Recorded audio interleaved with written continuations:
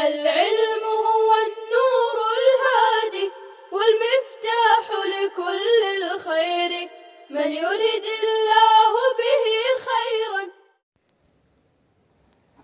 بسم اللہ الرحمن الرحیم. انی اتشرف بحمد اللہ الذي منح الانسان قوة النطق والتکلم والصلاة والسلام على محمد بن عبد اللہ سید الکونین و سید الانام محمد صلی اللہ علیہ وسلم وعلى آلہ الذین مارسوا امتثال اوامر اللہ و تحقیق توجیہات الدین. اما بعد. گزشتہ سبق الدرس الاول میں ہم نے پڑھا تھا کہ مبتدا کی خبر جملے کی شکل میں آتی ہے، چاہے وہ جملے اسمیہ ہو، چاہے وہ جملے فعلیہ ہو. دوسری ایک صورت تھی کہ مبتدا کی خبر شبہ جملہ کی صورت میں آتی ہے، جس کے تحت صاحب کتاب نے الدرس الاول میں مستقل شبہ جملہ کی بحث کی ہے کہ شبہ جملہ سے مراد یا تو جار مجرور یا پھر ظرف زمان اور ظرف مکان ہوگا، جس کے تحت صاحب کتاب نے عام طور پر استعمال ہونے والے چند الفاظ بتلائے تھے: قبلو ہے، بعدو ہے، فوقا، تحتا، امامہ، قدامہ وغیرہ. اب چونکہ صاحب کتاب کا جو اپنا مخصوص طرز ہے، جس میں وہ یہ بیان کرتے ہیں کہ جب کوئی سبق یا کسی قاعدے کو سمجھ لیا جائے تو وہ قاعدہ اور وہ سبق اس وقت تک ذہن میں اور تحریروں میں مستحضر نہیں رہتا جب تک کہ اس کی مشق نہ کی جائے. تو میں نے چند تمرینات آپ تمام طلباء کو اسی درس اول کے تحت دی تھی. امید کرتا ہوں کہ آپ لوگوں نے اسے بخوبی حل کر لیا ہوگا. اب میں ان تمرینات کو خود آپ کے سامنے پڑھ کر سنا رہا ہوں جو حل شدہ ہے. آپ اپنی کاپیاں یا آپ نے جس بھی طریقے سے حل کیا ہو، آپ ان تمام تمرینات کو میری اس تمرین سے ملا لے. کہیں کوئی غلطی ہو اور کوئی بات سمجھ میں نہ آتی ہو تو آپ مجھے واٹس ایپ پہ جو جامعہ نے گروپ بنایا ہوا ہے اس پر بھی سینڈ کر سکتے ہیں، اور اپنی بات مجھے اپنے پرسنل نمبر پر بھی سینڈ کر سکتے ہیں. تو آپ دیکھیے ذرا التمرین مشق نمبر 1. اردو میں ترجمہ کریں اور اعراب لگائیں. الحمامۃ فوق الشجرۃ، کبوتری درخت کے اوپر ہیں. اس مثال میں آپ دیکھیے الحمامۃ مبتدا ہے اور فوق الشجرۃ، یہاں فوق جو استعمال ہوا ہے وہ ظرف مکان کے طور پر استعمال ہوا ہے، اور فوق جیسا کہ پیچھے بتلا دیا گیا تھا کہ یہ سب کے سب لازم الاضافت ہیں، یہ اضافت کے ساتھ استعمال ہوا کرتے ہیں. تو یہاں الحمامۃ مبتدا ہے اور فوق الشجرۃ یہ مبتدا کی خبر ہے، اور مبتدا کی خبر بشکل شبہ جملہ ہے. اس لیے کیونکہ شبہ جملہ یا تو ظرف مکان یا تو ظرف زمان یا پھر جار مجرور سے مل کر ہی بنے گا. الحمامۃ فوق الشجرۃ، کبوتری درخت پر ہیں. نمبر 2. السبورۃ قدام التلامیذ، تخت سیاہ طلباء کے سامنے ہیں. تو السبورۃ یہاں مبتدا ہے اور قدام التلامیذ مضاف مضاف الیہ مل کر یہ السبورۃ کی خبر ہے، اور قدامہ یہ ظرف مکان میں سے ہے، یعنی السبورۃ مبتدا اور اس کی خبر شبہ جملہ کی شکل میں. نمبر 3.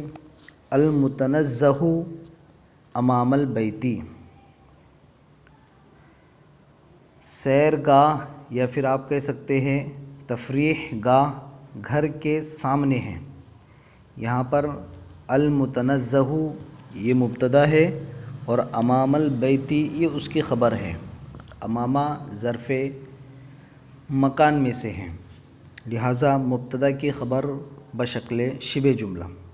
یہ ساری تمرین کے اندر صاحب کتاب نے شبہ جملہ ہی کی مثال دی ہے۔ اسی طریقے سے آگے دیکھیے، القنطرۃ فوق البحر، پل دریا کے اوپر ہے۔ یہاں پر القنطرۃ مبتدا ہے اور فوق البحر یہ مبتدا کی خبر بشکل شبہ جملہ۔ نمبر 5، العندلیب من طیور الغرد،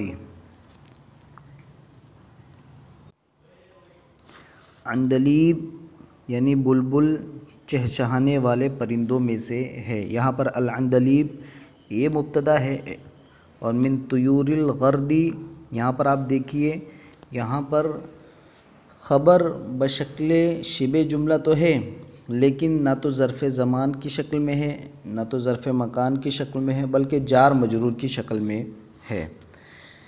قلب الاحمق فی فیہ ولسان العاقل فی قلبہ، بے وقوف کا دل اس کے منہ میں اور ہوش مند کی زبان اس کے دل میں ہوتی ہے۔ قلب الاحمق فی فیہ، یہاں پر قلب الاحمق مبتدا ہے اور فی فیہ یہ اس کی خبر ہے شبہ جملے کی شکل میں۔ اسی طریقے سے جملے کا دوسرا ٹکڑا ولسان العاقل فی قلبہ، لسان العاقل مبتدا ہے اور فی قلبہ اس کی خبر بشکل شبہ جملہ ہیں۔ نمبر 7، سلامت المرء فی حفظ اللسان، انسان کی سلامتی زبان کی حفاظت کرنے میں ہے۔ سلامت المرء مبتدا ہے اور فی حفظ اللسان خبر ہے، خبر بشکل شبہ جملہ جو کہ جار مجرور کی شکل میں ہے۔ اسی طریقے سے الجنت تحت اقدام الامہات، جنت ماؤں کے پیروں کے نیچے ہے۔ الجنت مبتدا ہے، تحت اقدام الامہات یہ الجنت کی خبر ہے، خبر بشکل شبہ جملہ جو کہ ظرف مکان اور ظرف زمان سے بنتا ہے۔ تو یہاں پر تحت اقدام الامہات ظرف مکان کی مثال ہے۔ نمبر 9، العفو بعد المقدرۃ، اصل معاف کر دینا قدرت پا لینے کے بعد ہے۔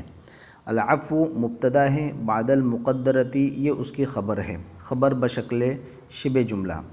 نمبر 10، الحیاء من الایمان، حیا ایمان کا ایک حصہ ہے۔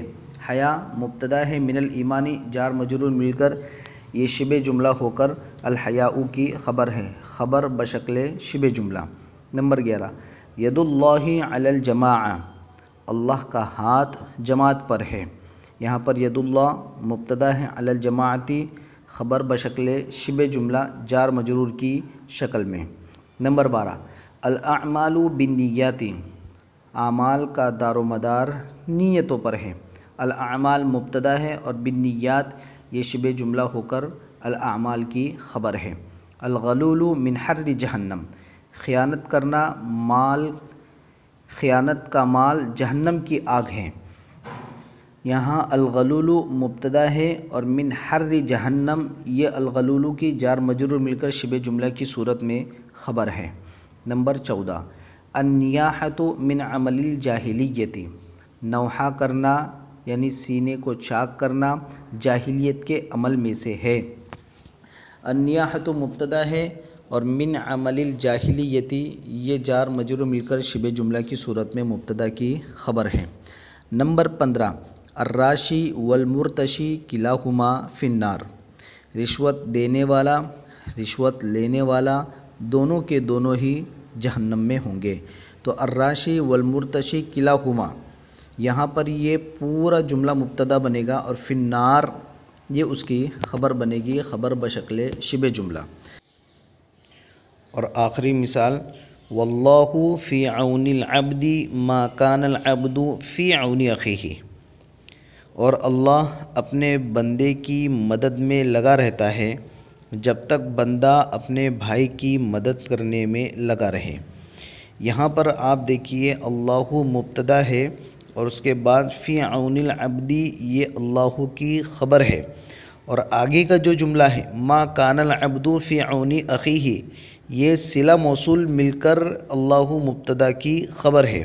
یہاں ما کان العبد میں جو العبد ہے یہ کانا فعل ناقص کا اسم ہے، تو واللہ کے اندر اللہ مبتدا ہے، اتنا ذہن میں رکھیے، اور فی عون العبد ما کان العبد فی عون اخیہ مکمل جملہ مل کر اللہ مبتدا کی خبر ہے، خبر بشکل شبہ جملہ۔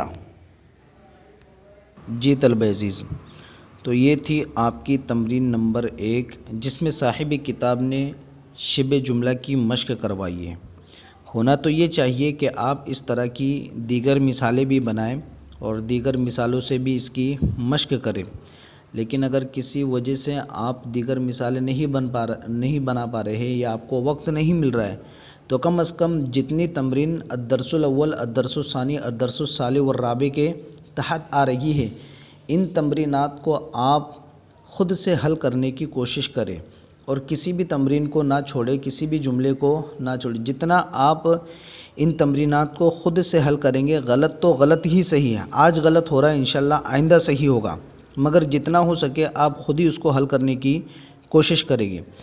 آپ جتنا اسے حل کریں گے، جتنا آپ اس کے پیچھے لگیں گے، تو آپ کو عربی زبان کے جاننے میں، لکھنے میں، بولنے میں، سمجھنے میں ہر طرح سے آسانی پیدا ہوگی۔ امید کرتا ہوں کہ انشاءاللہ آپ ان باتوں پر ضرور عمل کریں گے۔ اگلی تمرین انشاءاللہ آئندہ درس میں آپ کے سامنے ہوگی۔ وصلی اللہ علی نبینا محمد وعلی آلہ وصحبہ اجمعین۔ السلام علیکم ورحمۃ اللہ وبرکاتہ۔ ولا تعجل بالقرآن من قبل أن يقضى إليك وحيه وقل رب زدني علما